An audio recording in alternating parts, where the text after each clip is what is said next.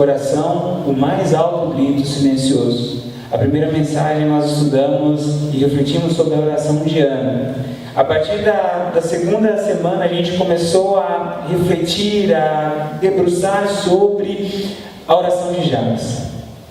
E hoje nós iremos olhar para a última parte da oração de Jabes. E eu vou ler a oração de Jabes toda, que se encontra em 1 Crônicas, capítulo 4, verso 9 até o verso 10. Jabes foi o homem mais respeitado de sua família. Sua mãe lhe deu o nome de Jabes, dizendo: com muitas dores o dei à luz. Jabes orou ao Deus de Israel: abençoa-me e aumenta as minhas terras, que a tua mão esteja comigo, guardando-me dos males e livrando-me de dores. E Deus atendeu o seu pedido. Hoje nós veremos essa última parte da oração de Jabes, na qual ele diz ao Senhor: Senhor, que a tua presença esteja sobre mim, guardando-me dos males e livrando-me de dores. Jabes ora pedindo as bênçãos de Deus, o favor sobrenatural de Deus. Depois de pedir as bênçãos de Deus para mudar a sua história, ele pede para que o Senhor alargue suas fronteiras, aumente a sua influência, aumente a área na qual ele vai poder manifestar o reino de Deus aqui na terra. E depois de pedir para que as suas fronteiras fossem alargadas, ele pede para que o Senhor estivesse com ele, que a mão do Senhor estivesse sobre a vida dele, para que desse a ele a força necessária para fazer o que tinha de ser feito nessa nova missão que ele tinha de atuar em uma área que fosse de maior influência, em uma área maior. Depois que nós ouvimos toda essa oração de Jabes, essa primeira parte, talvez aqui nós imaginaríamos que ele se sentiria inabalável, inatingível, um super-humano, porque afinal de contas ele agora tinha as bênçãos de Deus sobre a vida dele, ele tinha as fronteiras alargadas e, além de tudo, ele tinha o poder de Deus, a força de Deus para fazer o que tinha que ser feito.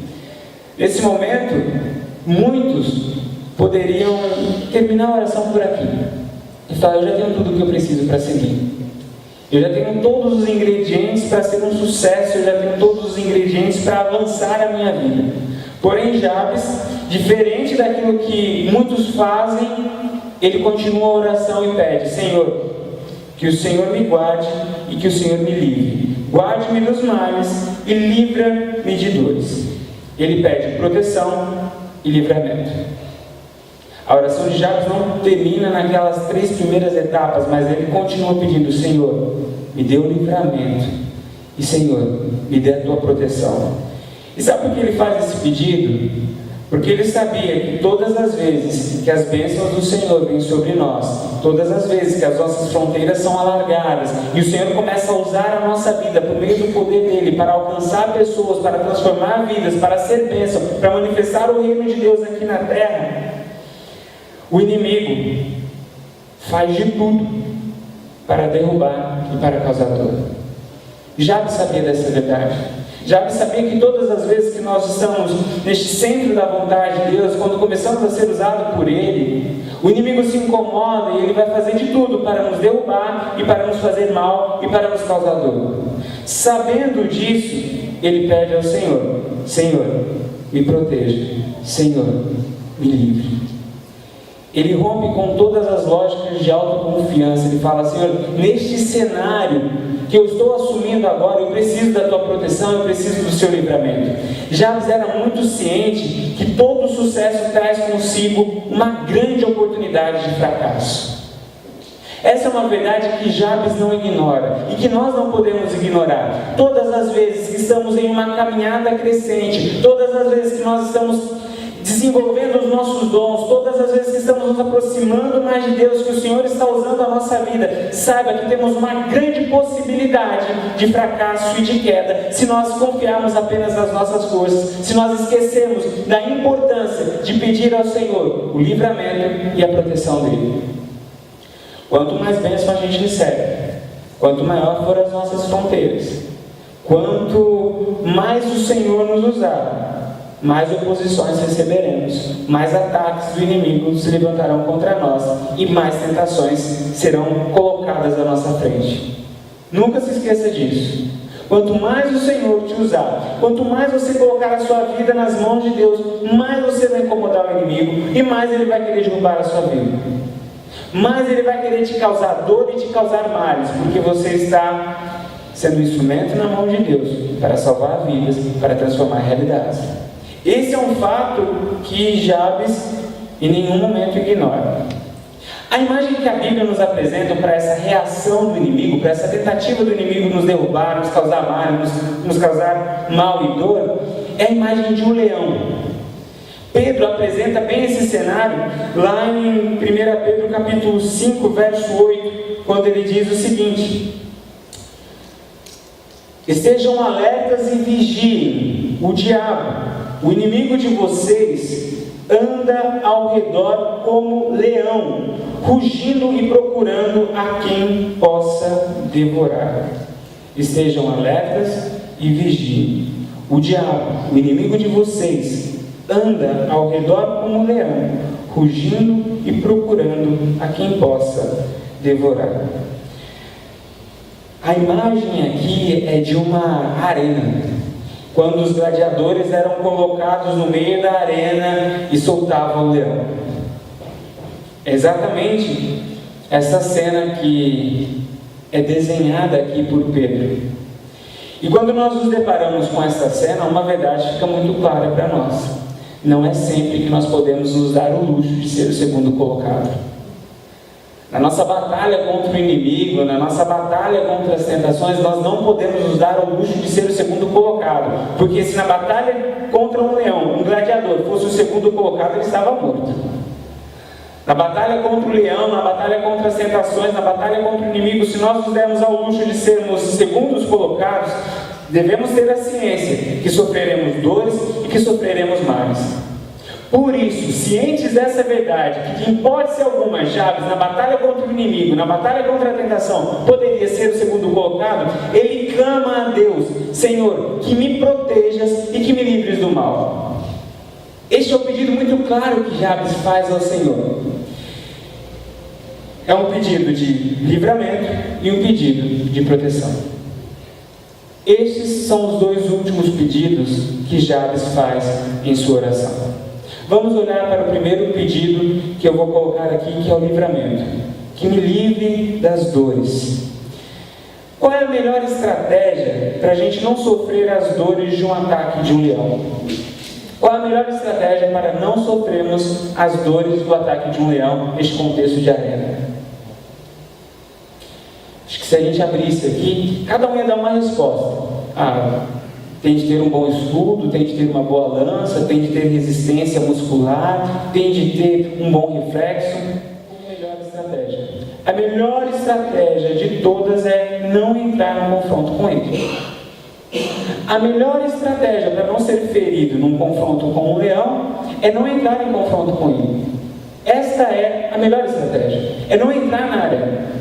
E o que Jabes está pedindo aqui é: Senhor, me livre dessas arenas desnecessárias. Senhor, guarde-me para que eu não entre na arena com este leão. O primeiro pedido de Jabes é exatamente este, nessa parte da oração dele: me deixe livramento. E quando a gente vai para a oração de Jesus, a gente encontra como que um eco dessa oração de Jabes, quando ele em sua oração diz: Pai, livrai-me do mal. A maioria de nós muitas vezes pede força para enfrentar as tentações, mas são poucos aqueles que pedem: Senhor, livra-me da tentação. E essa é uma oração que nós temos de fazer, porque do mesmo jeito que agrada o coração de Deus pedirmos as bênçãos dele, por reconhecer que só ele tem um poder sobrenatural para mudar a nossa história, do mesmo jeito que agrada o coração de Deus clamar ao Senhor para que ele alargue as nossas fronteiras, para que possamos ser usados por ele, para que possamos influenciar o nosso mundo, o nosso contexto, e da mesma forma que agrada o coração de Deus clamarmos a presença dele para nos dar força para realizar essa obra que está em nossas mãos, também agrada o coração de Deus pedir para que ele nos livre da tentação, para que ele nos dê estratégia para fugir quando necessário. Por isso nós temos de pedir ao Senhor para que ele nos livre. Sabe que a gente amadurece muito quando a gente deixa de nos concentrar apenas em derrotar as tentações e começa a evitar as tentações. A gente cresce muito com isso, a gente amadurece muito com isso, e a gente dá passos muito largos na nossa caminhada com Deus quando a gente começa a pedir para o Senhor: Senhor, me livra da tentação também. Dessas tentações que eu corro atrás, dessas tentações desnecessárias, Senhor, me livra. E nós precisamos pedir isso ao Senhor, e Ele vai atender este clamor. Mas saiba que Ele vai atender de uma forma também muito lógica, muito racional, e usando a nossa mente. Ele vai nos livrar da tentação, mostrando para nós, em nosso pensamento, quais são os lugares que nós temos de deixar de estar. Vai nos mostrar quais são as pessoas que muitas vezes estão intoxicando a nossa vida e a nossa espiritualidade. E vai dizer a nós: olha, saiba que a roda dos escarnecedores não é o teu lugar.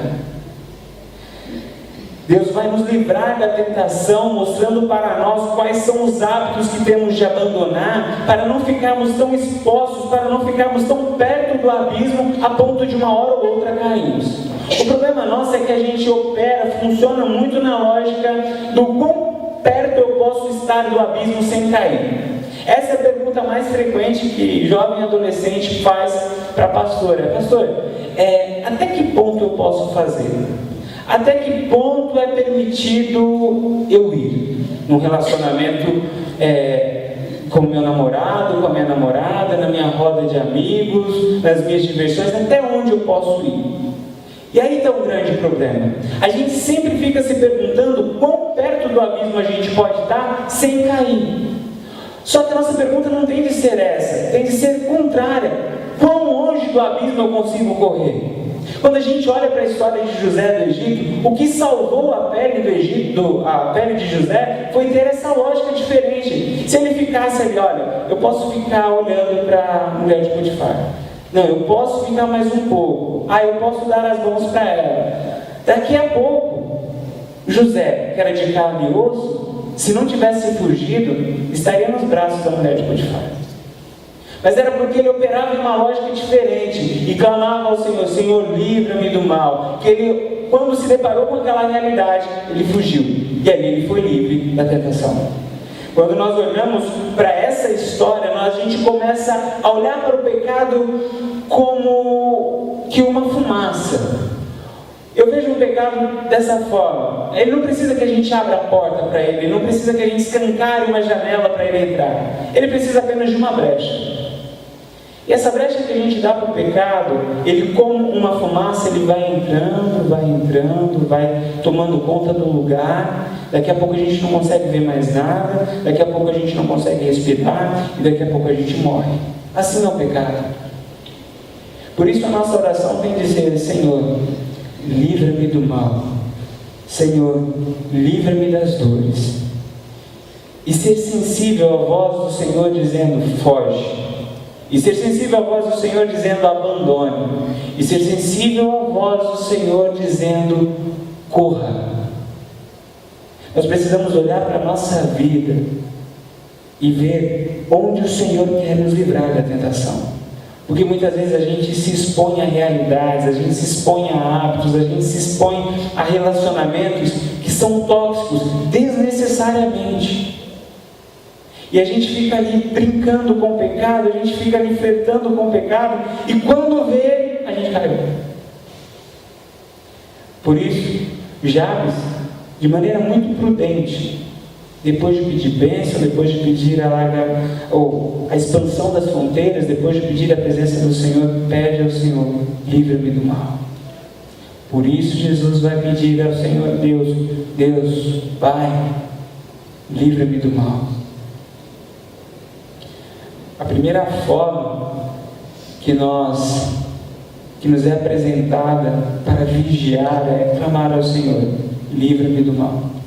Porém, existem tentações e existem arenas que acontecem na nossa vida, que de repente estão diante de nós, que existem tentações que nós não conseguimos evitar. Nós não podemos evitar que os pássaros voem sobre a nossa cabeça, mas nós podemos impedir que estes façam ninho na nossa cabeça.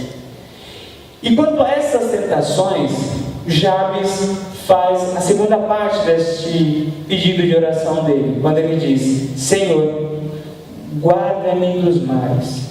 O primeiro é um pedido de livramento: Senhor, livra-me de dores. O segundo é: Senhor, guarda-me dos males, pedido de proteção. Quando a gente olha para a oração de Jesus, a gente vê Jesus dizendo as mesmas palavras: Senhor, não me deixe cair em tentação. Senhor, me sustente. Senhor, me proteja. É isso que Jesus está pedindo aqui. E essa parte da oração de Jesus eu entendo como sendo pedagógico. O que Jesus está querendo fazer aqui é nos ensinar uma verdade sobre tentação e uma verdade sobre nós mesmos. Uma verdade sobre essas tentações que nós não temos controle quando elas vão acontecer na nossa frente. É como se Jesus estivesse dizendo para nós ao fazer este pedido a Deus: vocês não têm em si mesmo a força necessária para resistir à tentação. Por isso, peçam para o Pai que dê a força necessária, a proteção necessária, o sustento necessário para vocês não caírem em tentação. O nosso grande problema é que a gente confia muito na gente. O nosso grande problema é que a gente se acha forte o suficiente para enfrentar os leões da tentação.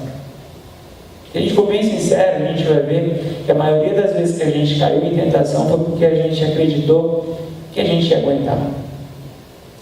E a gente passa a acreditar na nossa sabedoria. Bem capaz, eu caí nisso. Eu conheço a Bíblia. Eu conheço histórias de pessoas. Eu tenho uma capacidade de não ser levado pelo meu sentimento, mas eu sou muito racional. Então nunca eu vou cair em tentação. Só que quando a gente olha para Adão e Eva, a gente vê que aconteceu a mesma coisa com eles. Quando eles confiaram na sua conta matemática, lógica, humana, carnal, eles caíram em tentação. Quando eles pegam a proposta de Satanás e Eva então faz a conta e diz: olha, é um fruto bom para o meu apetite, é ao mesmo tempo agradável aos meus olhos e é também desejável para dar conhecimento. Na minha lógica humana, carnal, eu posso confiar. E aí ela cai em tentação. Nós temos de trazer a memória e nunca nos esquecer que o nosso coração é enganoso. A palavra de Deus deixa isso muito claro. O coração do homem é enganoso. E quando fala coração aqui, não é este coração físico aqui, mas é a nossa capacidade de pensar, de sentir, de se emocionar, e isso nos engana. E se nós confiarmos na nossa força, na nossa sabedoria humana, na nossa intelectualidade, a gente vai cair. O pecado vai se apresentar para nós, vai fazer as suas propostas, e nós ficaremos ludibriados com as tentações e vamos cair. Por isso que Jabes pede a força de Deus. Por isso que Jabes pede a proteção de Deus. Muitas vezes a gente cai porque a gente acredita nos nossos sentimentos. Quantos aqui, assim como eu, já não pecaram contra Deus por confiar naquilo que o coração, no sentido de sentimento, estava dizendo que era bom? Porque me faz sentir bem, eu acho que posso. É que a gente precisa aprender uma verdade. Nem tudo aquilo que nos faz sentir bem, nos faz bem. Nem tudo o que nos faz sentir bem, nos faz bem. Muitas coisas são doces como mel e tóxicos como veneno. A história de Sansão e Dalila é um exemplo disso. Sansão olha para Dalila e fala: esta é a mulher, como eu desejo ela, como eu me sinto bem ao lado dela, como isso me faz sentir mais forte do que eu já era. Mas levado pela confiança no seu sentimento de amor, de afeto, de carinho, de atração física, seja lá qual for, Sansão caiu. Ele confiou na sua sabedoria, ele confiou no seu sentimento, ele confiou na sua força, se deu mal. Quantas vezes a gente não cai, pessoas não caem por confiar na sua experiência? Eu já passei por problemas piores, já passei por tentação pior, então agora dá para aguentar essa. Essa é muito pequena perante a que eu já enfrentei aqui. Se eu aguentei outras, dá para ficar aqui expondo a esta e lutando com esta tentação e enfrentando com essa, dá para continuar. Só que cai. Exemplo, o povo de Israel. Batalha contra Jericó. Jericó era uma das nações mais fortes daquela época, inteiramente murada, com soldados, armamentos. Eles confiaram em Deus, fizeram tudo o que o Senhor disse, e as muralhas de Jericó vieram ao chão. Depois eles saem dessa batalha e vão com uma cidade extremamente pequena, muito mais vulnerável e muito mais fraca do que Jericó. Na cabeça do povo de Israel, bom, a gente tem experiência numa batalha atrás, isso aqui a gente pode fazer do nosso jeito. E por fazer do jeito deles, manchado pelo pecado, Israel chorou a morte dos seus soldados. Quando a gente confia na nossa sabedoria, quando a gente confia nos nossos sentimentos, quando a gente confia na nossa força, quando a gente confia na nossa experiência, a gente cai, a gente se estraga, a gente estraga o nosso relacionamento com Deus. Por isso Jabes vai orar e dizendo ao Senhor: Deus, guarda-me dos males. Bonhoeffer, ele vai dizer em seu livro intitulado Tentação, que tentação é o momento onde as nossas forças nos abandonam e se voltam contra nós. Quando a gente olha para todos esses exemplos que eu dei aqui, Sansão e Dalila, Israel, Adão e Eva, o que foi estes momentos, estes episódios? Nada mais, nada menos do que momentos em que as forças dessas pessoas os abandonaram e se voltaram contra eles. A força da sabedoria, a força da experiência, a força dos sentimentos, tudo os abandonou e se voltou contra eles. Ora, se neste momento de tentação a gente fica abandonado das próprias forças, a quem recorrer? A Deus. Deus é a única força que é capaz de nos ajudar no momento de tentação. Em 1 Coríntios capítulo 10, versos 3 e 4, Paulo vai nos ensinar essa verdade de maneira muito clara. Diz o seguinte: pois embora vivamos como homens, não lutamos segundo os padrões humanos.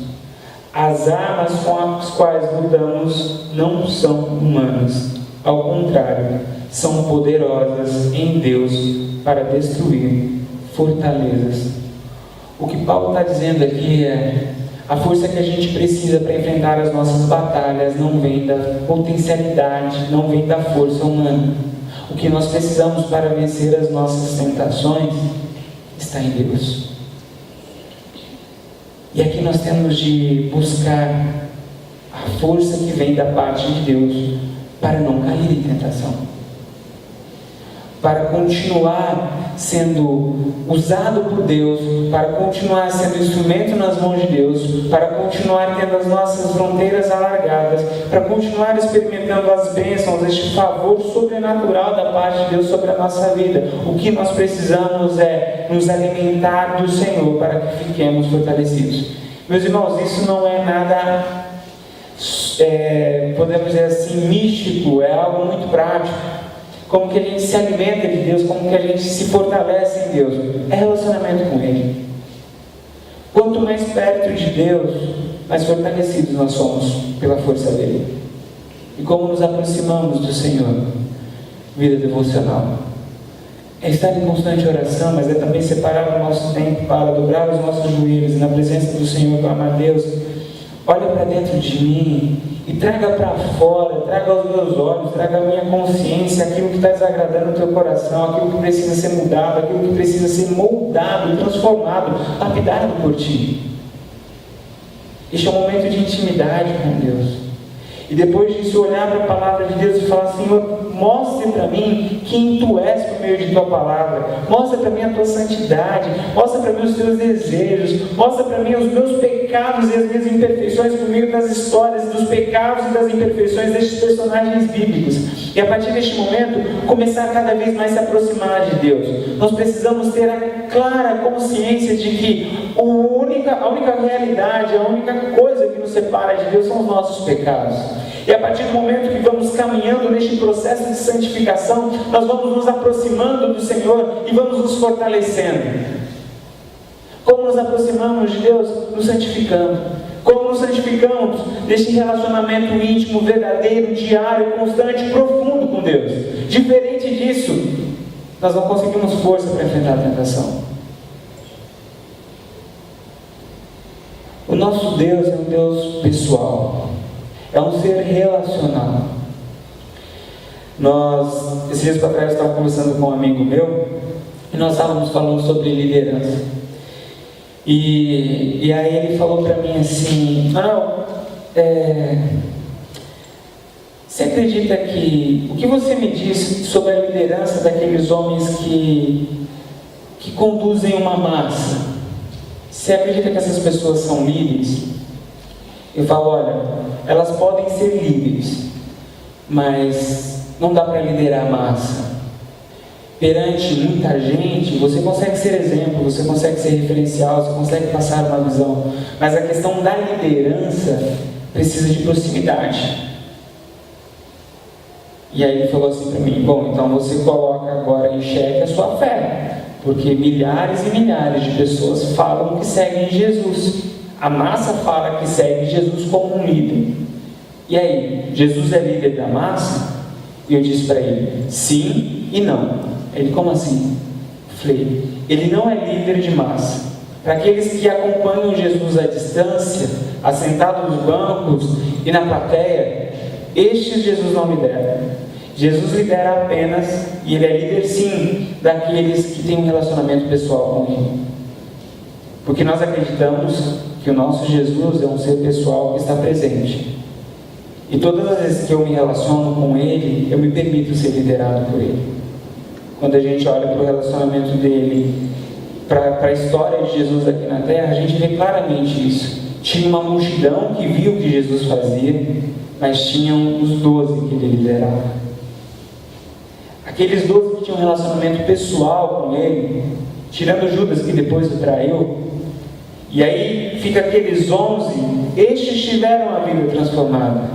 Estes tiveram as vidas moldadas por Deus, e estes encontraram força para resistir à tentação a ponto de seguir o seu ministério, apesar das suas fraquezas, apesar das suas limitações, apesar de todas as suas falhas, encontraram no Senhor a capacidade, a potência, a força para não sofrerem as dores e para serem protegidos dos males. Quando a gente olha para a história de Jabes, a gente consegue ver um final feliz. Diz o texto: Jabes foi o homem mais respeitado de sua família. Final do verso 10: e Deus atendeu o seu pedido. Quando eu olho para a história de Jabes, eu aprendo muitas lições. E acredito que a gente pôde, ao longo deste mês, aprender com Jabes muitas lições. Nós precisamos da bênção de Deus para que Ele mude a nossa história. Lembre, Jabes significa dor. Mas a história de Jabes não foi uma história de dor. O final da história de Jabes não foi um final da história de dor. Um final de dor. A história de Jabes foi abençoado por Deus. E por que foi abençoado por Deus? Porque ele pediu as bênçãos de Deus. A gente não sabe muito bem quem foi Jabes, além deste texto, e muito sobre os efeitos da história dele na Bíblia como um todo. Mas uma coisa a gente sabe: que o Senhor alargou as fronteiras dele, esteve com ele, a presença dele esteve com ele de tal maneira que ele foi o mais respeitado da família dele. E que o Senhor ouviu este pedido. Da mesma forma somos nós. A nossa vida tem de ser pautada nesta lógica de serviço, pedindo: Senhor, use a minha vida e use cada vez mais. Eu não quero estar neste mundo, eu não quero estar na tua obra a passeio e como espectador. Use a minha vida. E depois Jabes ora ao Senhor, dizendo: Senhor, eu estou vivendo uma realidade que é muito maior do que as minhas forças. Eu tenho visto o Senhor agir na minha vida além do que eu jamais fui capaz de imaginar. Por isso eu peço a tua proteção. Não me deixe cair. Me proteja e me livre do mal. Eu creio de verdade que se a nossa oração seguir esta trilha que a oração de Jabes seguiu, nós seremos respeitados. Não na perspectiva do homem, mas na perspectiva de Deus. De sermos mensageiros que vivem de maneira digna nessa terra. Eu acredito nisso. Que essa seja a nossa oração. E não importa se hoje a sua realidade é uma realidade de Jabes, a palavra Jabes, de dor. Se é uma realidade de angústia. Não importa como está a sua história hoje. Porque quando Jabes fez essa oração, ele se chamava Jabes, ele se chamava dor. Não importa qual é a sua realidade hoje, eu creio que o nosso Deus tem o poder para nos abençoar, para expandir as nossas fronteiras, para estar ao nosso lado, nos dando força para fazer o que temos de fazer, e para nos guardar e nos livrar de todo o mal, e mudar a nossa história, e nos abençoar de tal maneira que possamos ter um final feliz. Que Deus nos abençoe. E que este nosso mais alto grito silencioso chamado oração possa sempre pedir as bênçãos de Deus, as fronteiras alargadas, a presença de Deus e o livramento e proteção do nosso Senhor. Nós, Deus, queremos te agradecer por tua obra em nossas vidas. Queremos te agradecer por tuas bênçãos em nossa vida. Queremos te pedir, Senhor, perdão pelos nossos pecados e pelas vezes que alimentamos essa realidade de dor em nossa vida. Mas essa noite nós pedimos as tuas bênçãos. Nessa noite nós te pedimos a sua intervenção, porque queremos ser usados por ti. E queremos a tua força para fazer a tua obra aqui na terra. Mas em nome de Jesus, nos proteja e nos livre. Em nome de Jesus, a nossa oração é que o Senhor não nos deixe cair em tentação, mas livrar-nos do mal. Em nome de Jesus.